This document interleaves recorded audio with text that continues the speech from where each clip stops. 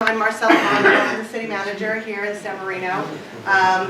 It's been a little over 2 years now. I'm settling in. I know many of the faces in the room. I really love being part of this community. It's been fantastic. These town hall meetings are something that we started last year. So we did them throughout all of 2019. If you didn't know that, don't feel bad. Apparently many people didn't know that. We've struggled with some attendance over the last year. But one of the things that was important to me was to try to find opportunities to connect with the community and to give you a chance to connect with us as well. So we thought we'd try this town hall thing and see how it went. We do these, you guys good? I know, super important. You guys are more important than anything we're doing right here. So we do them on the first Monday of every month, same time, same place, 6 p.m. here in the Barth room at the library. The only month that we don't do is September because it falls right on Labor Day, of course. And then depending on other holidays, sometimes we'll skip it if it doesn't seem like it's a good time for everybody. But generally, we're here the first Monday of the month at 6 p.m. Some of the meetings are set topics every time, and sometimes we change it up depending on what people might be interested in. So, for example, last January, we did the State of the City, and our then Mayor, Stephen Wong, gave the State of the City address, and here we are in January. But I'm not ready to introduce you yet. Your moment is coming. And for the whole hour, it's going to be your long moment. So January is our State of the City month. So hopefully next year in January, you'll come back out again, the first Monday in January, and hear our new mayor talk about the State of the City then as well. Next month, we're going to be talking about the budget. We did this last February also. It's an opportunity for you to come out and hear some of the things that the council is thinking about funding in the upcoming year. And tell us your thoughts. What do you think about the priorities? Are they things that are important to you, not important to you? We need you to let us know so that we can communicate it back with the council. I'm going to throw the gauntlet down right here. We had 3 people come last year in February, so I'm going for 4 this year, people. Come on out. So that'll be February 3rd at 6 p.m. in here, and we'd love to have you. So this is an opportunity for you to get to know us and for us to get to know you, and by us I mean the executive team of the city, and various people are scattered around throughout the room. We'll be here tonight to help with anything that the mayor can't answer or wants to refer over to us that's a specific detail question. But we want to have this opportunity to dialogue with you. So if there's something that you'd like us to have a town hall meeting about, let us know. Last year we covered topics like PFAL, we talked about tree preservation, we did some things on elder abuse, and a whole variety of topics. So if there's something that's interesting for you that you'd like to let us know, talk to me. You can talk to Amanda Fowler, who's our community engagement manager. She runs these town hall meetings, and we'll schedule something that's interesting for you so we can break our record of, well, other than the State of the City, which usually gets really good attendance, I think our record's like 12. So we're going to come back in 2020 and really make it happen. So thank you so much for coming out. Tonight, as I mentioned, is our State of the City. It's presented by our mayor and, of course, our new mayor, Gretchen Romey. We'll be presenting for you tonight.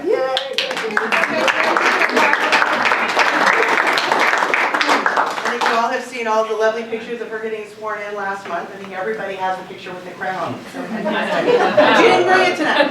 You didn't bring it tonight. So she's going to do a State of the City presentation for you. She's got a PowerPoint, some slides for you. She'll talk about some things that are important to her. And then at the end, she'll open it up for Q&A. If there are questions that you have for her about things that she's passionate about, she has many passions that I know she'd be happy to share with you tonight. If you have specific questions about things that are going on in the city that she wants to refer over to staff, we'll be happy to try to handle those as well. But enough about me. A little bit about our mayor. Most of you know her. I imagine almost all of you know her, if not all of you. She's lived in San Marino for over 20 years. She's embraced the community as her own, and she, although she had a law degree and started out in the legal profession, she let that all go so that she could really give back to the community that she adopted. She's done that in any number of ways. I have to be honest with you, I didn't even know all of the things that she had done to volunteer. Maybe some of you know, and if you don't, you should get the complete list. It's pretty amazing. But she's taken on leadership roles in an amazing number of organizations in the community, San Marino Community Church Nursery School Board, PTAs all over the place in multiple schools, National Charity League Juniors, National Charity League of San Marino, the Garden Club, of course, which is near and dear to her heart, Girl Scouts, Boy Scouts, founder of Hill Harvesting House, Volunteer Leadership Council at Huntington. I think there's nothing that really she hasn't done.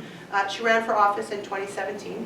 and was elected to one of the vacancies. In fact, was the top vote getter. And so as a result of the 3 that were elected in 2017, Gretchen is the first person to serve as mayor of that trio. So without any further ado, I am very honored to introduce our mayor, Gretchen.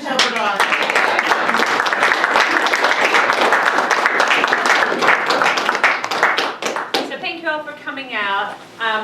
I just want to say a couple things to start with. As you well know, San Marino is an exceptional community, and it's near and dear to my heart. I have my son, who I'm so thrilled to have here tonight in the back, an inspiration. Came here and I was 9 months pregnant with him. So look what happens to San Marino. And I thank my husband too. I'm very grateful for his patience when I go to meetings and don't have dinner very much, even though I love to cook. So he's been doing a lot of hamburgers and French fries. Don't say anything, but you know, it's going to be another year of that, I'm afraid. In the words of Ruth Bader Ginsburg, I have to quote her again, to be a lady, you need to be your own person and you need to be independent. And as Louise would remind me, I'm very independent-minded, and I think some of you might have seen that in my service to the city thus far. But in my heart, I always want what's best for San Marino residents, and I feel that that's my job here.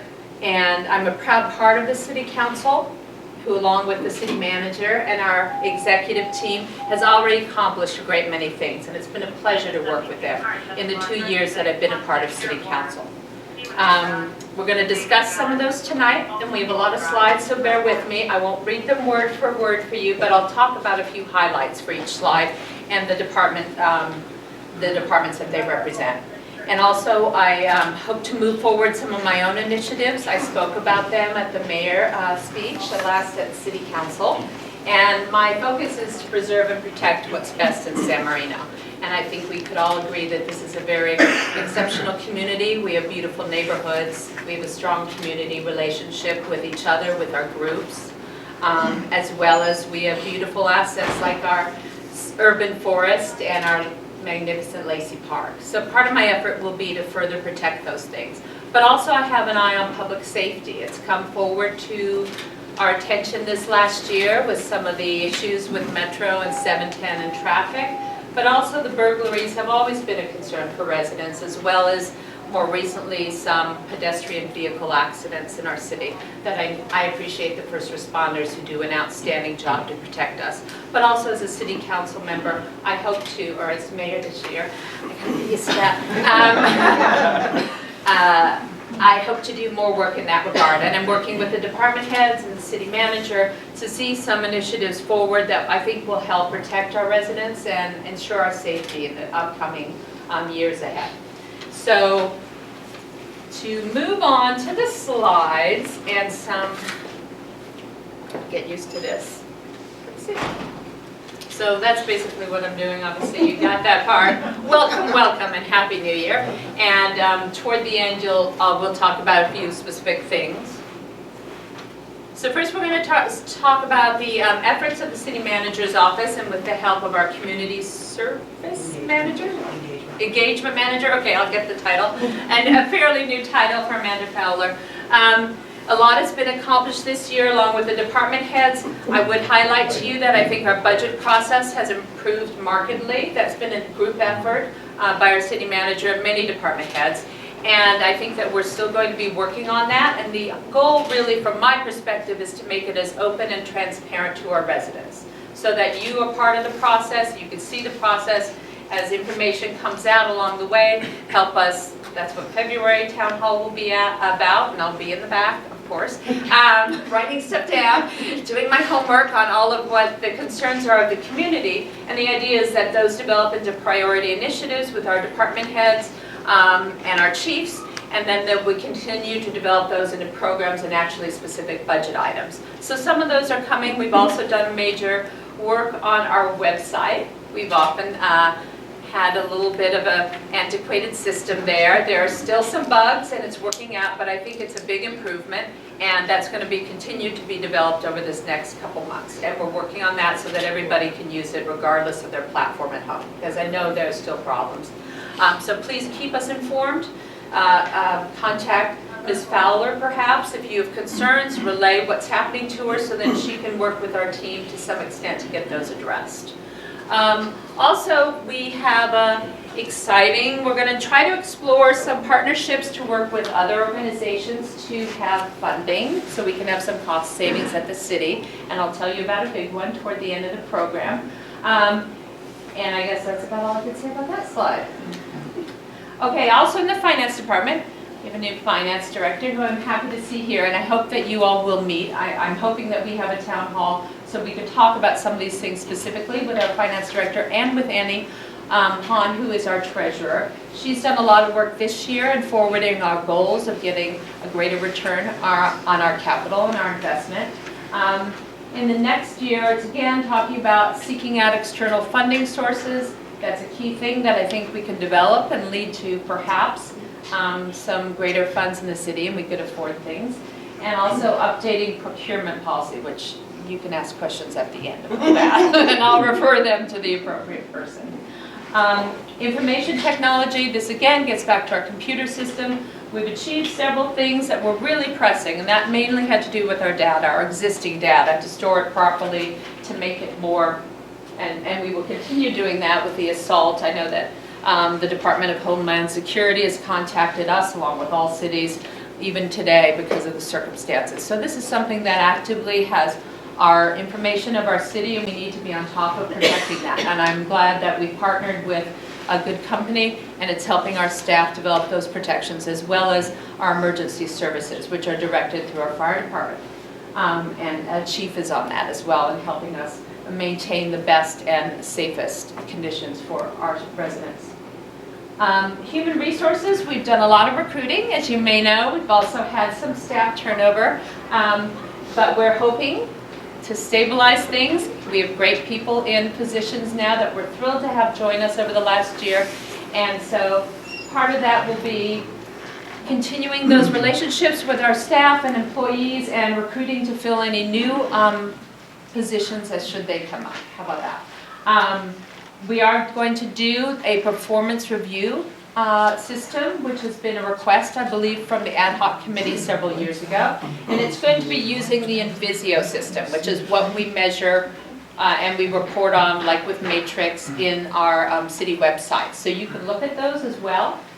And we also are going to have some new onboarding material for employees who do come to the city in the future, to orient them on their arrival.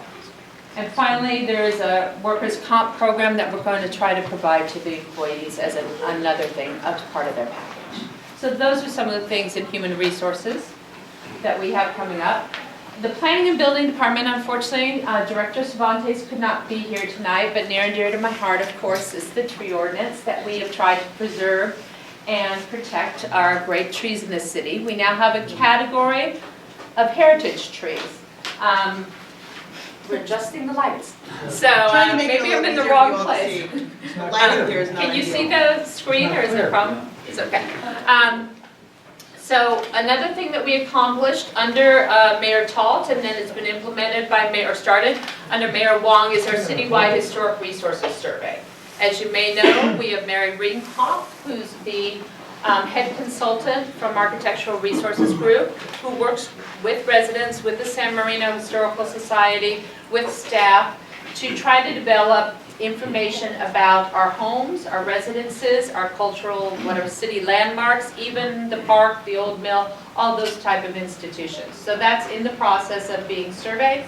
My understanding is that she's back in January to the city and is starting to meet again with residents. I think there was a hiatus for a couple months this fall. So she is coming back starting at the end of this week to meet with people. And so if you have questions or want to give information that you might have about a particular property or development or landmark in the city that you think should be considered, please send information to Director Cervantes in Planning and Building Department, acervantes@cityofsanmarino.org. Because it goes through him. He will refer it to Mary Ringhoff, and then she will research it or have somebody on her staff do so and make that contact. But it's really important because we're still at that information gathering. You can look on our city website. There's a link to see the existing map that has all the properties. You can zoom in on what your block is perhaps, or a home, or something that you have particular interest about. And you can see if it has changed colors to purple color, I believe. It looks like on my computer anyway. And so you can track kind of what ones are being proposed, and also the concept of historical district is being developed. And that is in certain segments of our community where residences were all developed at the same time as part of the same project, then those might be historical districts. And again, there are additional steps. This will be a recommendation to the city council, and all this, first it will go to, I'm not sure. I guess it will come directly to us. I don't know if this goes first to another commission. It might go to the planning commission first, I believe. But so the process of adopting it will be in the fall. But I encourage everybody, if you think of something, please get your information in now so we have as complete a survey as we can. We also have, well, you heard about the PFAL abatement, and perhaps that benefited you, so it wasn't quite so noisy or messy by your house. That had to be suspended for a bit this year because there were rules constraining the shipping and movement of PFAL, because ours were relocated to willing places outside of LA County. So I know this is strange, but because of bird diseases or avian area diseases, they weren't allowed to go out of LA County. And we had previously been relocating them, I believe, to San Diego and the Oxnard area. But that may change. So that was a health issue. We'll bring the program back if the residents request it, and if that's something that the city is interested in doing. This next year, we're going to talk about City Council already adopted a financial incentive program to preserve front yard heritage trees. We're also, as I went off on a tangent about the Historic Resource Survey. Also, there's some excitement and hard work going on in town about the Economic Development Plan. That's for our business districts, because we have several vacancies and some of the front are not quite as attractive perhaps as they were previously. So the idea would be that we would encourage new business owners to come, or existing business owners to do some upkeep and maintenance on the frontage of their buildings so that our commercial areas are more attractive and more welcoming, both for residents to use, for people to come here, and really for new businesses to come here. So that's something that's going to be brought forward, and I know that there's enthusiasm to both develop that and also do some marketing so we can get vacancies filled. And also there will be a discussion about amending the tree ordinance in regard to tree fines and things like that. Parks and Public Works, we have Director Throne here, and I'm thrilled to say we completed 2 miles of residential sidewalk repair, and we're continuing that program. So that's very ambitious. That's above our original goal, which was 1 mile a year. And so I'm excited to say that's quite an accomplishment. It came in on time and under budget, or on budget, I should say, for accomplishing a lot more than we had previously planned. So I'm thrilled about that, and thank the monitoring that was done by our city staff to get that accomplished. Also, we've resurfaced 23 street segments in the city. I think with the recent rain, we can all agree some streets are in pretty bad condition. So we have to kind of refocus our efforts there on some repair work as well. But that's an ongoing program that will be over the course of several years to do the resurfacing of all of our city streets. And there's a complicated formula and a very thick document and a plan that was done by an outside consultant of how they divide up and time the various areas. We also did the wastewater collection system. You'll have to direct questions to somebody else about that, but I'm glad that we did it, and that will be coming forward to the City Council for a plan of action of how to tackle some of the problems there. So I was thrilled to be a part, and am happy that we have an urban forester in the city for the first time. And we're going to develop an urban forest program in the city where we assess and really protect our trees as a city resource. Another initiative that I'm thrilled to announce and be a part of is developing a master plan for Lacey Park. And the idea there is to see what residents want to do to improve the park or maintain the park, and then get that in a document so that we have a 5- and 10-year plan for really protecting that great asset that we have in our city, and making sure that our residents get the benefit of using it and enjoying it as much as they can. I know people are there every day. I'm there every week a couple times, and I think it's really a great thing that we have in our city. Another one is the Rose Arbor, so you'll be hearing that, a replacement. We have sent that out to bids, and there was a involved process for this particular work. And so there's pre-qualified bidders, and we received bids back. And we're happy to announce that we are also found outside funding source for part of that reconstruction. So I think that between the outside funding source and city monies that we've already committed to the project and private donations, I'm hoping that we'll be able to reach our goal and rebuild it this year. So we'll talk more about that at City Council meeting. That will be a group decision about how to proceed, but I'm really excited that our staff took the initiative and found money from the county to help us rebuild that great landmark in our city. Also, we're going to continue to work on the rehabilitation program for the streets and continue work on our sidewalk improvements.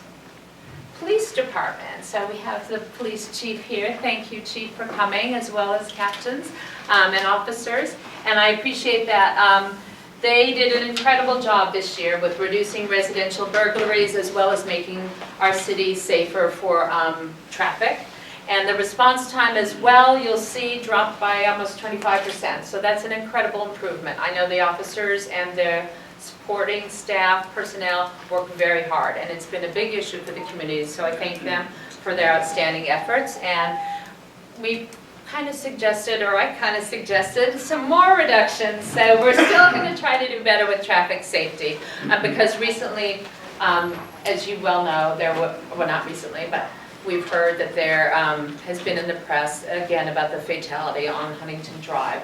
And as well, there have been people that probably everybody here knows have been hurt, whether they're walking or riding or driving through the city.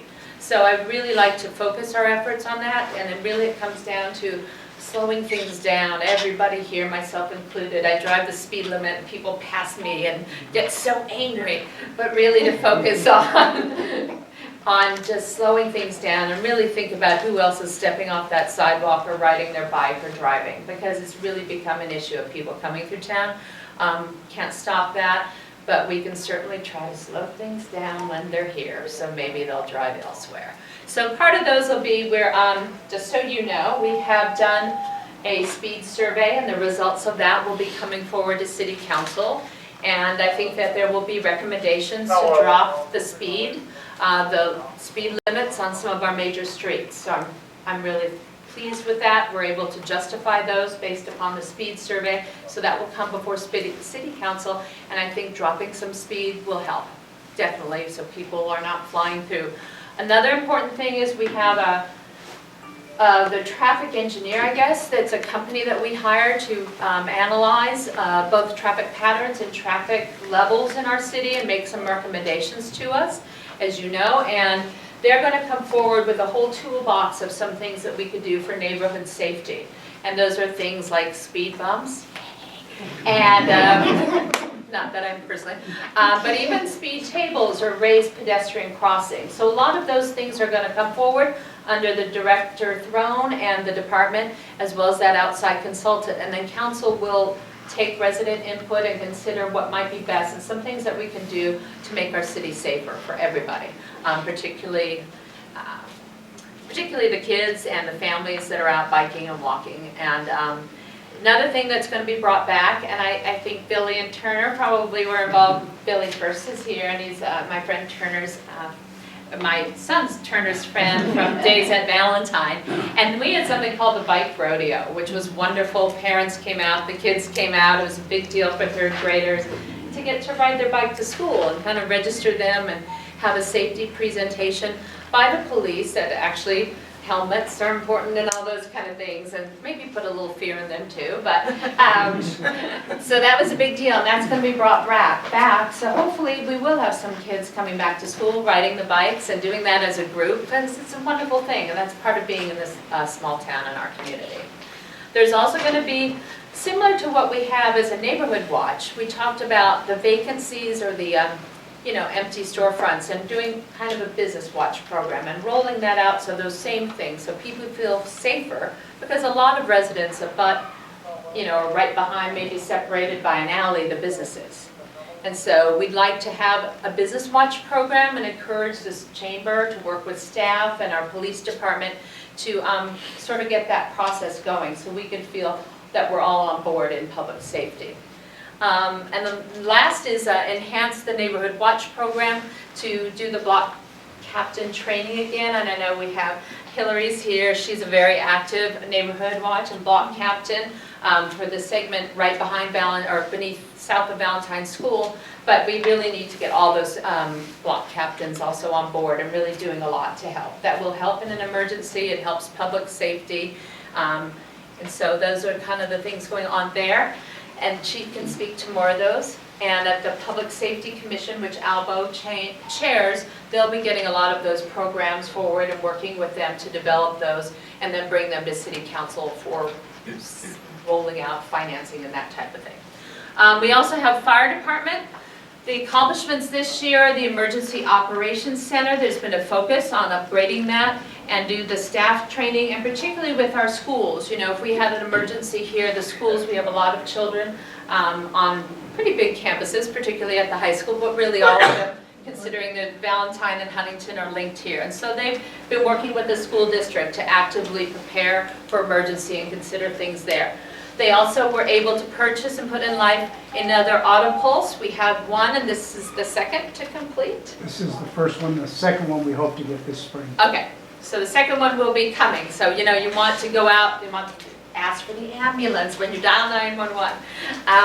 And also there was a water watch program that the chief and his department announced before the summer, and that had to do with pool safety. And so that was rolled out, and I think efforts will be made to continue to make people aware of that, because it has saved lives literally in our city of some of our youngest members. So that's really an important initiative, and I hope more information comes out about that. This year's goals is to, again, talk about the Emergency Operations Plan Annex and to deal with extreme heat situations, because we are, especially now, even given what's going on in Australia, I'm sure that's not going to ever happen here, but there are situations where we have extreme elevated heat, and that's dangerous for our residents. So we really need to think and plan for what we can do to keep our residents safe in those situations where we have to, day after day with those elevated heat.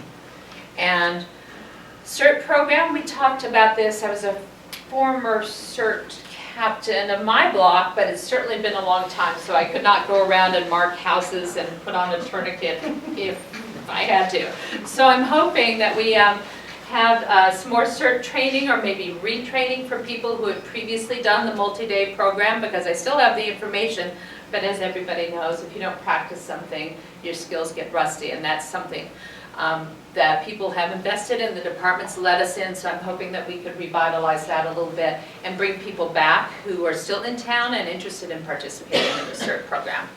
And the last thing is to develop a citizen fire academy to allow residents and elected officials, that would be me, to train with the department, and learn about its functions and things like that. So that would be that's another plan that's going to be rolled out this next year.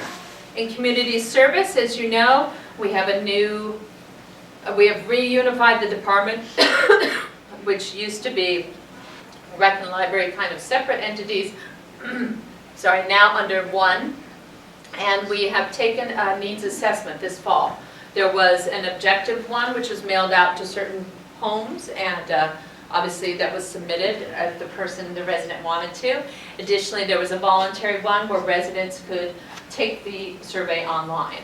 And so the results of that, I'm so sorry, are coming out shortly, and based upon those results, we're going to work with the community and determine what is best and what direction we'd like to go with our community services and our rec department, and re-envision some of the things that might be offered for our residents. Also, the library is doing fabulous. I know many of you are here, are supporters of the library, and they have found an excellent source of income in the passport business that's continued to grow. And so that's a wonderful accomplishment, because they continue to develop that And it helps pay for a lot of other things, obviously, and helps support the library. Another issue is going to be, or another goal is going to be a self-checkout. As you know, we've had a long time with the RFID rollout sort of tagging each book and CD and magazine, I don't know, everything that's in the library, and it's taken a lot of time because there's a lot of materials here. But shortly they will be this spring, I hope, by the end of January it says, so even sooner. They will have a self-checkout station. So all that will make it easier and quicker for residents. If you want to come in and get a book, you can reserve it online, pick it up and be out of here, and it can be that simple instead of going and waiting and that type of thing. And so, and again, as part of the overall vision, it would be to identify collaboration between the two departments because they can share resources, they share this room, the ability to hold events. So these are kind of some of the things that I spoke about in the mayor's, well, you didn't want to see them anyway. But so we talked a little bit about increasing traffic safety.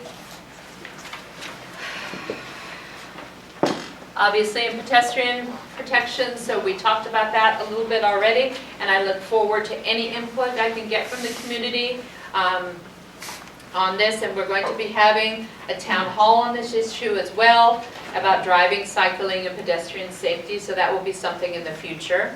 And the police department is going to research other programs and things to do to encourage those type of things.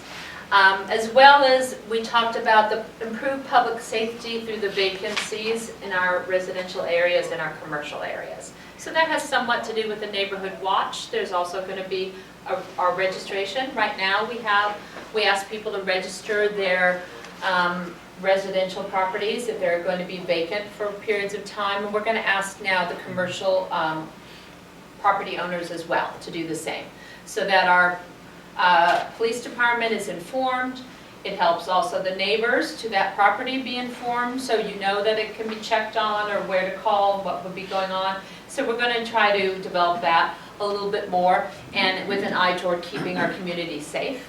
As well as strengthen tree preservation through education efforts and public awareness. And so we seem to still always have the problem that people don't know they need a permit to cut down a tree or to do things like that. So the idea is there's been an effort made. There was, I don't know if you guys saw the Nixle alert that came out a couple days ago to direct people to a summary, but as well on the city website there's a summary of the rules regarding tree trimming, tree removal, to try to get people to look there first. So if you want to do something with something at your house, please check the website. This is not something that we want to give homeowners fines for. We really don't. But if you need to go through the certain steps so that we can ensure that the tree is ill, it's dangerous, it's damaging property or something like that, those are all fine reasons. But we need to encourage people to look to the website and make sure they also can get an approved contractor because they have to be licensed and all those things. And there's certain hours as well. You know, if you wake up on Sunday morning at 6 a.m. and you hear a chainsaw, it is disturbing. And sometimes we don't want to always call our police officers and say, "Did you find out what's going on?" They don't want to do it either. But so I'm hoping with more increased education efforts throughout our community, another town hall, Nixle, more information readily available on the permit being online, all of that will help residents be informed about what they need to do. It's free. If the tree is dead, it's free. Just fill out the form. You know, so we're making it as easy as possible, and I think Director Cervantes is doing so in every which way you can think of. We also are trying to keep tree trimming companies informed of the rules by note cards and postcards, and things like that when they apply for a business license. So all of those are some of the things that we're going to actively continue to do, so the community really understands what we're trying to do, and that we'll avoid any problems. I think that's the best way to think about it, or appeals, because there are fines, and then it goes through a long process through various city commissions, and eventually gets to city council. So we want to avoid that. It's not our intention. Our intention is to do what's best and help residents really enjoy the city, and for all of us to enjoy the city. I think that's fair. I guess that's it. You've heard me talk long enough, way too long. So thank you for your attention. If people have questions, I can try to answer, as well as department heads that are here, or if there's something that is really specific, it might be something that we need to take back to the office, so to speak, tomorrow and research or look into. So please give me your thoughts and comments and questions. Yes, I Charles. have a question. What kind of information are you looking for? Can you give like maybe some examples of information you're looking for? You mentioned for the historical survey, like are you only looking for major landmarks or just something special about that house's style, or like what kinds of things should people be looking out for? Yeah, so thank you, that's a good question. So when I asked, it helps our consultant to understand more about the community if she has more information. So I would hope that it would be both, if you have information about a property, knowing that its architect, when it was built, the families might have lived there, that might be instrumental in Southern California history, San Marino history, anything like that, and also whether it would be considered maybe part of a development at the same time. I think that's relevant information. And so those type, or if you have documents even, because I know that there's a house biographer who works in the San Gabriel Valley who did a lot of sort of studies about houses in this area, and a lot of homes are listed in various, depending on the architect even, in really academic materials. So if you have any knowledge of that, and it doesn't have to be about your house, it can be about your neighbor, you remember the family that lived there, and they told you it was built in 1937 by so-and-so, all that helps, because some of it's listed, as Lori and other people who are familiar are in the Historical Society records or online, and even the county assessors, but not always, and particularly not if it's in regard to individuals who might have lived there that were founders or involved in our city, things like that. So we need a lot of information in order to list it about the various properties, and in the end result will be the most complete survey. I think that's what I was asking for. So if there's more, if you have. I would, well, like for example, sometimes people have mentioned to me like, oh, I've heard that a house down the block from me is, you know, some famous person lives there. But maybe I don't know, but I've just heard it because I've lived on the street for 40 years. Right. What should I do with that? Send it. I'd say send it to. Send the information. I would send the information. I think that Mary Ringhoff, and she has at least an associate or two who are working to try to follow up on these leads and get more information. And the more information we have is better. So even like a tip like that is helpful. Okay. Yeah, I mean, with a specific address attached. Right. If it's like I knew, you know, and not all of it will pan out necessarily, because I have heard circumstances where somebody says that this house was used to kick off so-and-so's presidential campaign in 1960, let's say. But that might not be enough to really change. But it is a historic fact. It will be listed in the survey because somebody may be interested in that, even from community research or some future thing. Yeah, Laura, please. Many of the realtors have been doing a lot of homework on the homes they're selling. Have you made contact with some of the realtors in town? That's a good point. I don't know. Because they'll advertise a home by some architect here in San Marino. Right. A lot of them are doing that because they're selling the home on their value.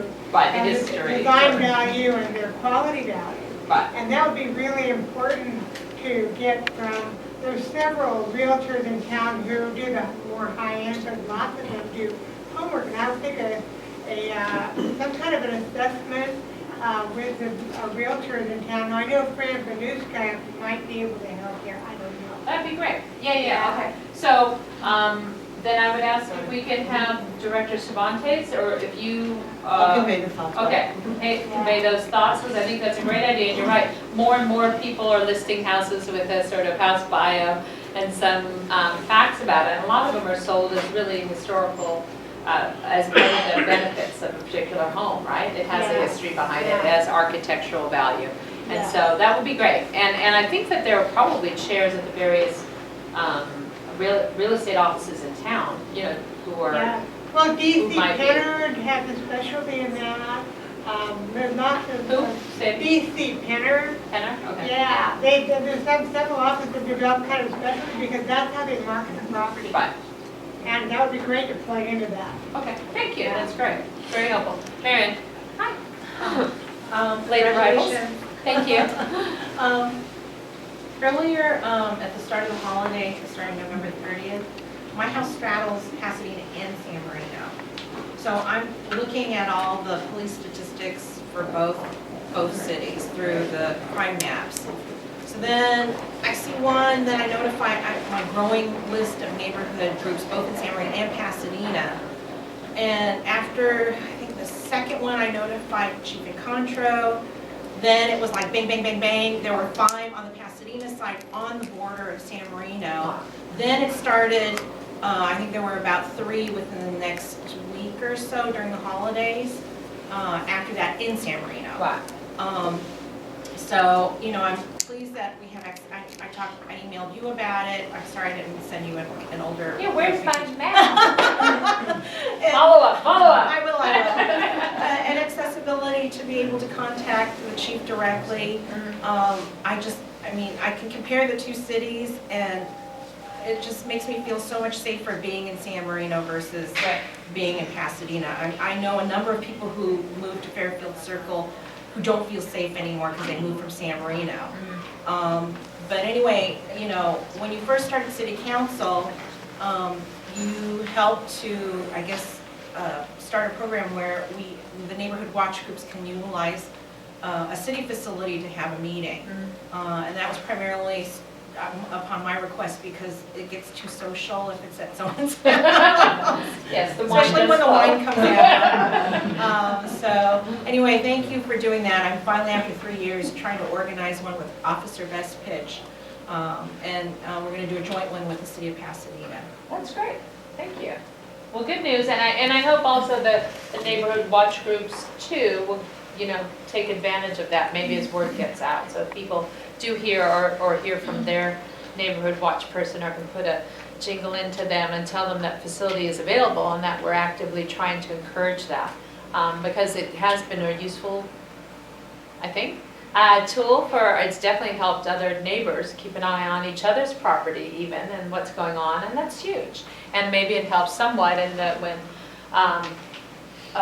criminal activity is occurring, let's say, that there are more eyes and more people are aware of each other's properties and who's away on vacation, for example, and who's not, and you know, that type of thing. And that will make our community safer for sure. In the past, we have had a neighborhood watch leaders meeting, and I think that was over a year ago. I'd like to see that happen, like, you know, once a year, regularly. Right. I'd like to see that. Another good way to push that information, so that might be something that the chief or you know, the commanders can talk about doing, is having some of that pushed down if that's doable from you guys. But it's also a great chance to have more community information flow from the department, and I'll also hear some of those concerns. So that would be great. Thank you. Yes? I just wondered with the peafowl situation, because I live on California right near San Diego. Oh, you do? Yeah, in that area. And I mean, I just had 5 peacocks on my roof 3 days ago. I had 10 on my lawn last week, and there was about 30 on California Boulevard. Home traffic. Wow. Everybody stopped.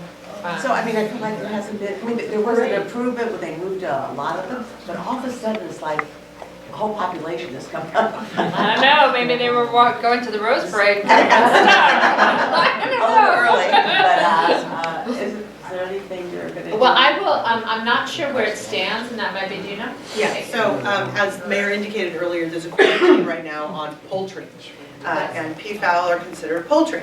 So as long as the quarantine is in effect, we can't restart the relocation program. And we're just at the mercy of the state who declares the quarantine, and until they lift it, there's nothing that we can do. The council did appropriate money again for this fiscal year that we're in right now to do more relocating. So we're just waiting, and as soon as that quarantine is lifted, then we'll start the program. What's the quarantine? It's a quarantine on poultry. But is it something that transmits to other poultry or to I humans? think it's a Newcastle disease, yeah, and it's the avian specific problem. Peacocks don't taste that bad. Well, we'll come to your house. Well, you've You got guys several. work on that, okay? But I mean, they're. But it is, might be something, I don't know if we can follow up with the Angelos family, but also put something on the website. I don't know if there is. To update about the To quarantine. update about the quarantine, so people might look to the website to know whether they could call and who to call, and if there's a quarantine in place, just say it's still in place, and this will be changed. So it might be something you can also check, and then get on a list of people who are interested in having once a quarantine is lifted.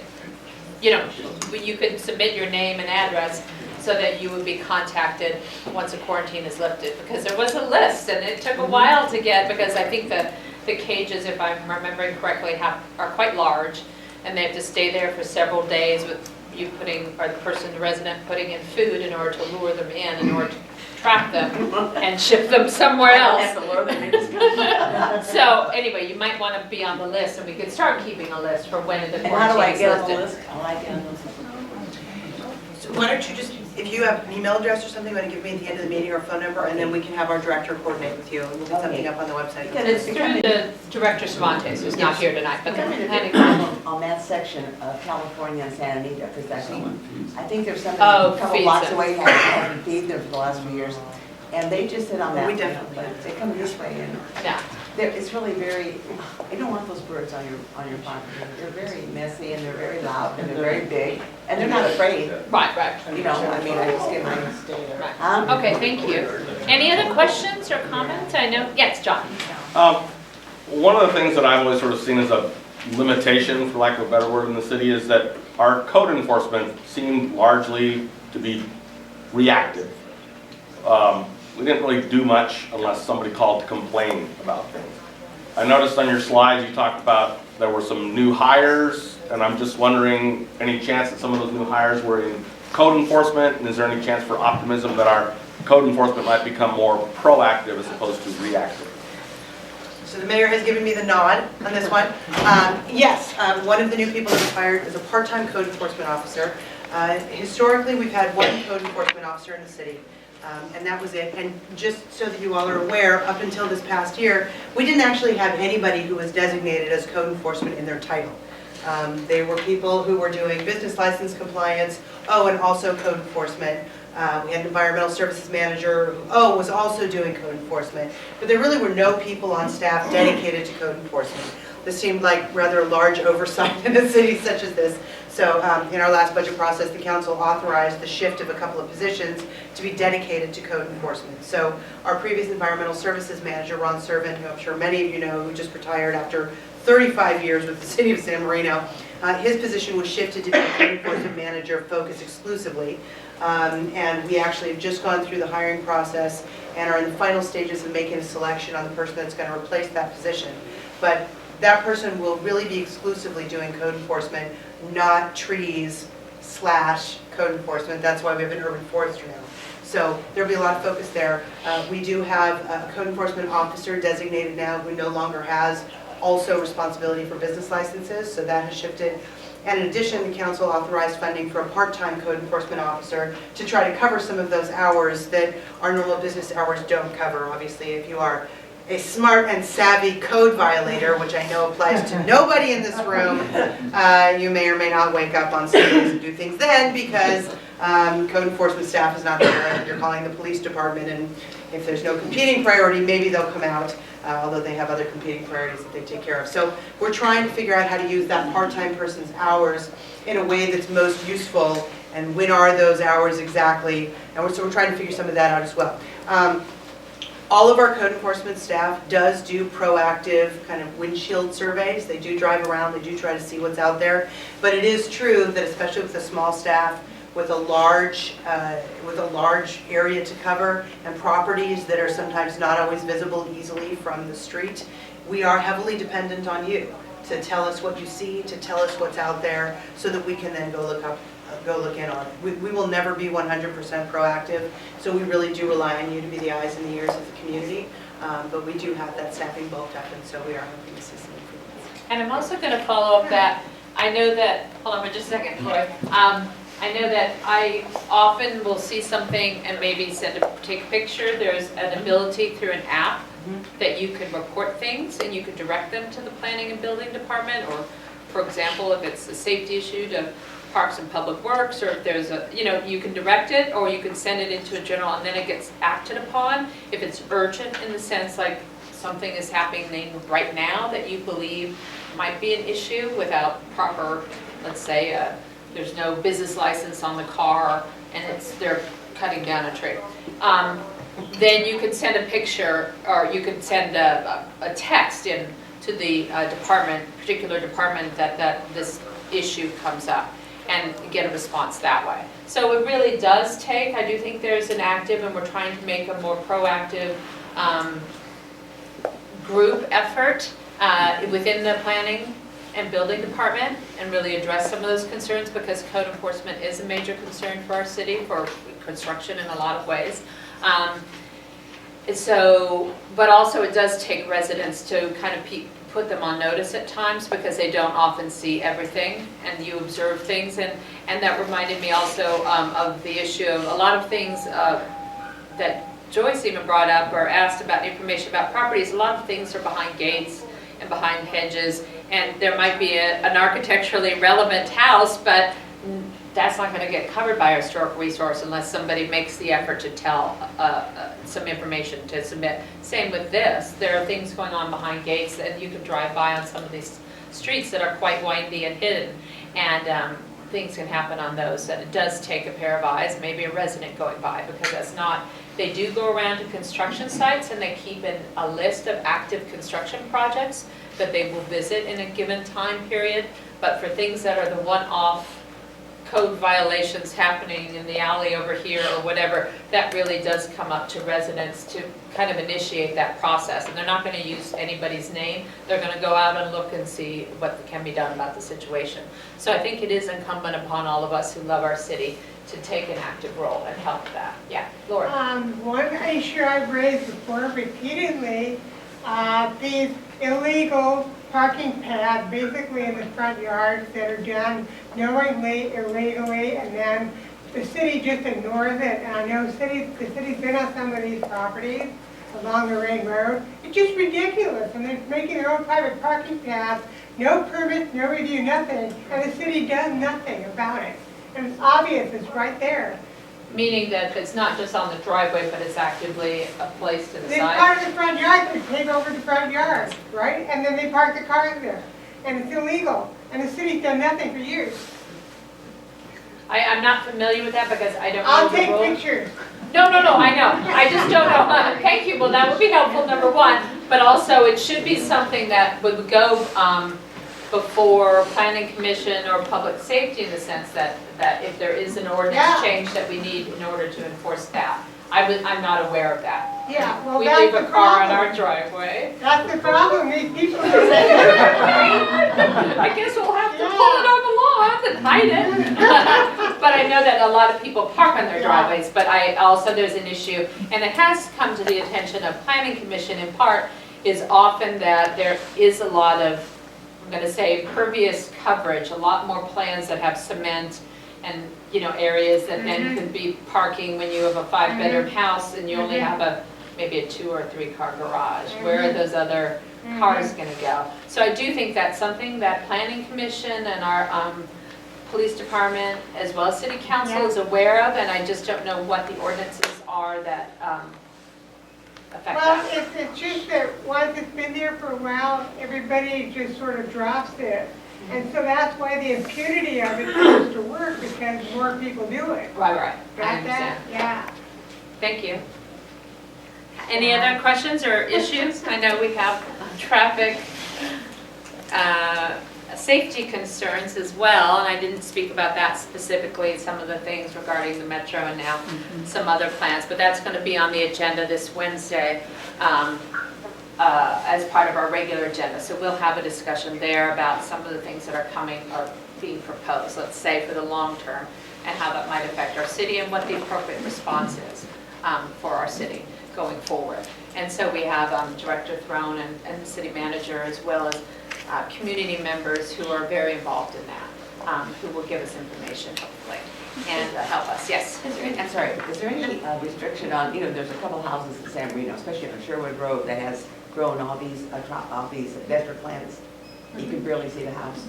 I think everybody's probably seen that house on Sherwood Road. Then there's another one on Bradbury Road, where my sister lives, that is starting the same thing.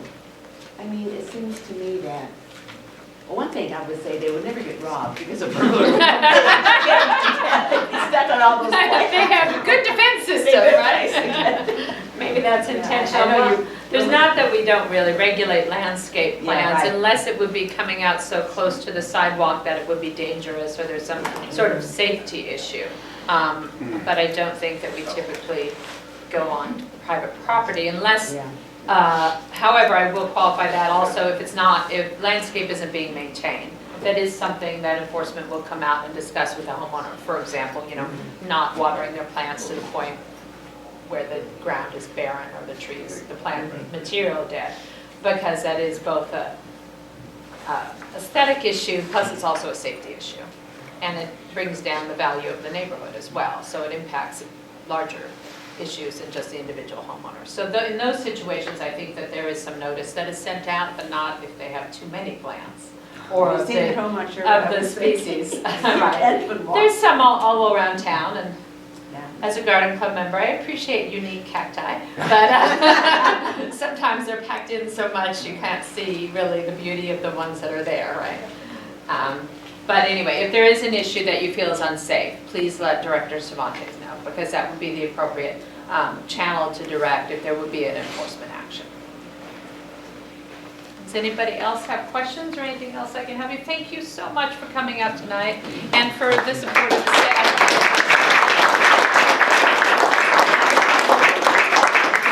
Great 2020, right? You all have my email, probably my phone number. You know where I live.